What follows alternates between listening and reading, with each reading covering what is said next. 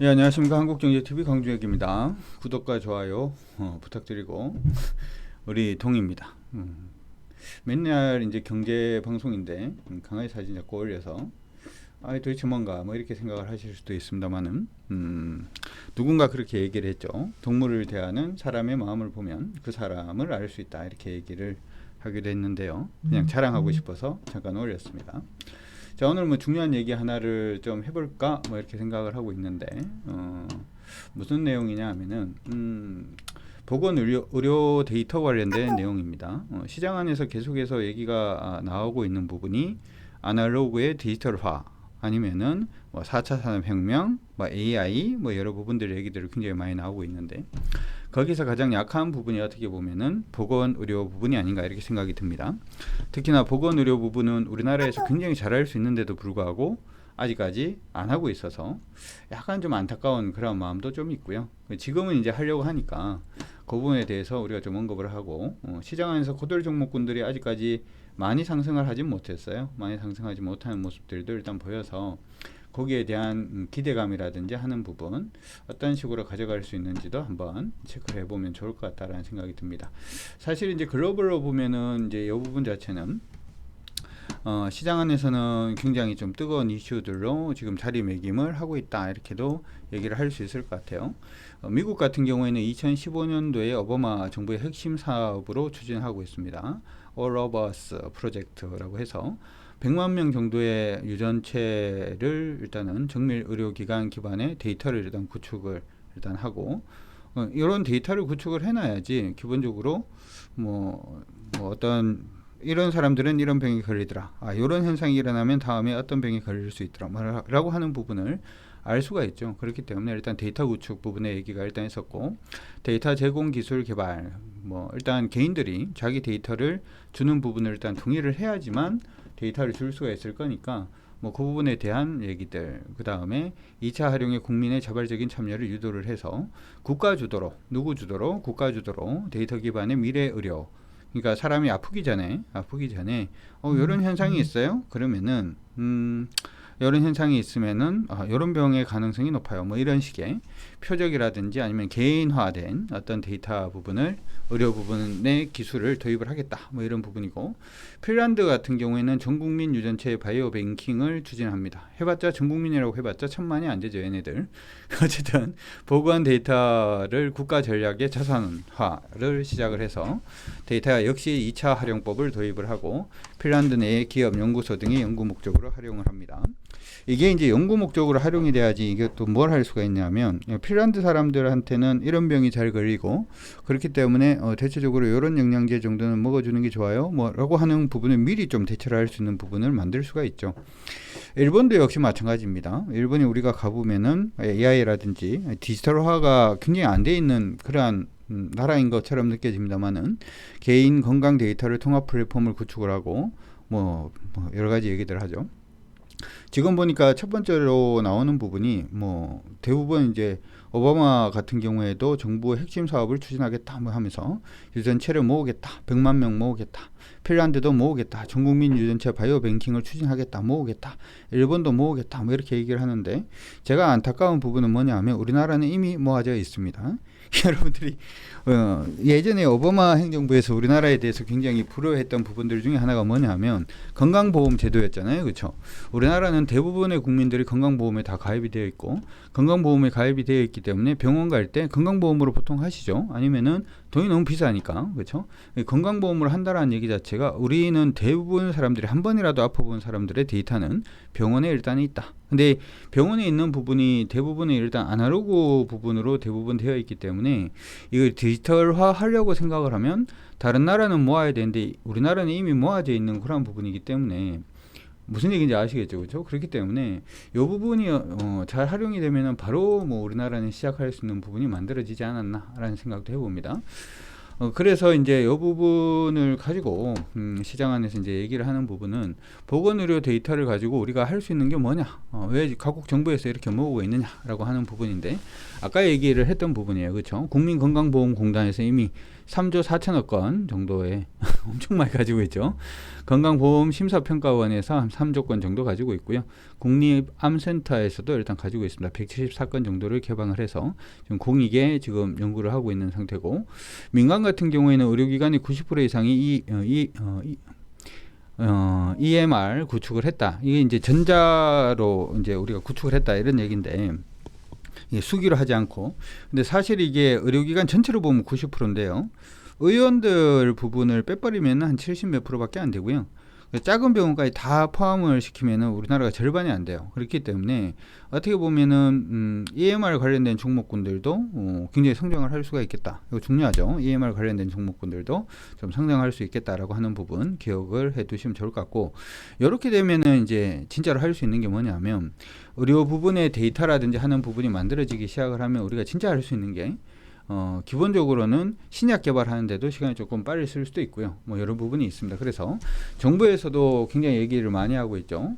2020년에 대통령 직속 4차 산업혁명위원회, 혁명위원회 그러니까 좀 그렇긴 한데, 조사 결과를 보면 공익의 84% 또는 의료기술 개발 활용의 87% 등을 목적으로 개인정보 제공 의향이 있다라고 우리나라 국민들이 밝혔다라고 얘기를 합니다. 근데 저는 이것도 조금 애매한 게 뭐냐면, 사실 우리나라는 하도 인터넷이 많이 발달이 돼서 그런지 모르겠습니다만은, 내 주민등록번호가 내 주민등록번호가 아니다, 뭐 이런 생각을 많이 하고 있지. 이미 우리 정보들은 뭐 인터넷 어딘가에 돌아다니고 있다라고 대부분 다 생각하고 있지 않나요? 저는 그렇게 생각을 하고 있는데, 뭐 정부가 이제 보호를 한다라고 하더라도 금융기관에 털린 게 한두 개도 아니고, 그렇죠? 방송국에서 털린 것도 한두 개도 아니고 하다 보니까 내 정보가 내 정보로서의 의미가 있나? 뭐 이런 생각을 한번 해보기도 합니다. 어쨌든 간에 우리 그 국민들한테 물어봤더니 80% 이상의 국민들이 의료기술 개발이라든지 아니면 공익을 위해서는 충분히 내 정보를, 내가 어디에 아팠는지, 어떤 식으로 아팠는지, 배가 아프고 난 다음에 췌장염이 왔는지, 뭐 속이 더부룩하고 난 다음에 뭐 얼마 뒤에 뭐 어떻게 됐는지 하는 부분의 통계 자료 자체를 충분히 제공할 의향이 있다, 이렇게 지금 얘기는 해놨어요. 그러니까 법적으로도 이 부분 자체만 예전에 한번 해결을 하려고 노력들도 했습니다만은, 뭐 이제 다르기만 하면 되지 않나, 뭐 이렇게도 생각을 해봅니다. 그래서 보건의료 데이터 활용의 물꼬를 트기 위한 국가 전략 수립을 본격화하겠다라고 얘기를 했는 게 3월 26일에 얘기를 했어요. 헬스케어 미래 포럼에서 얘기를 했고요. 4월 22일 날 보건의료 데이터 혁신 포럼이 열렸는데요. 보건의료 데이터 인공지능 혁신 전략을 심층적으로 논의하는 이러한 부분들 일단 나왔습니다. 그래서 우리나라도 지금 다른 나라하고 마찬가지로 이 부분에 대해서는 굉장히 달리려고 노력을 많이 하고 있으니까 기억을 해 두시면 좋을 것 같습니다. 특히나 지금 저번에 제가 그런 얘기를 한번 한 적이 있어요. 우리나라든 아니면 세계 여러 나라가 기본적으로 전 세계가 지금 4차 산업혁명이라고 하는 부분도 있습니다만은, 중요한 것들 중에 하나가 뭐도 있냐 하면은 고령화 사회로 진입을 하고 있다라는 부분도 있거든요. 근데 뉴스에 보면은 무슨 얘기가 한 번씩 나오냐 하면, 할머니가 안 보여가지고 뭐 지금 한참 가봤더니 무지개 다리를 건넌 지가 벌써 한 일주일은 된 것 같더라, 뭐 이런 것들 있잖아요. 이 부분 자체를 해결을 하려고 굉장히 노력을 해요.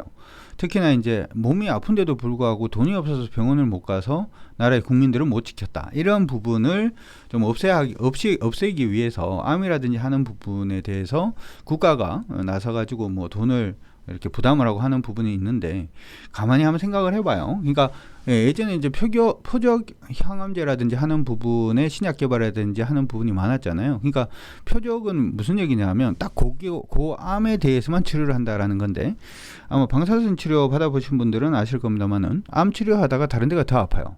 그러니까 돈이 더 많이 드는 거예요. 그러면 정부 재정이 더 많이 힘들어지겠죠.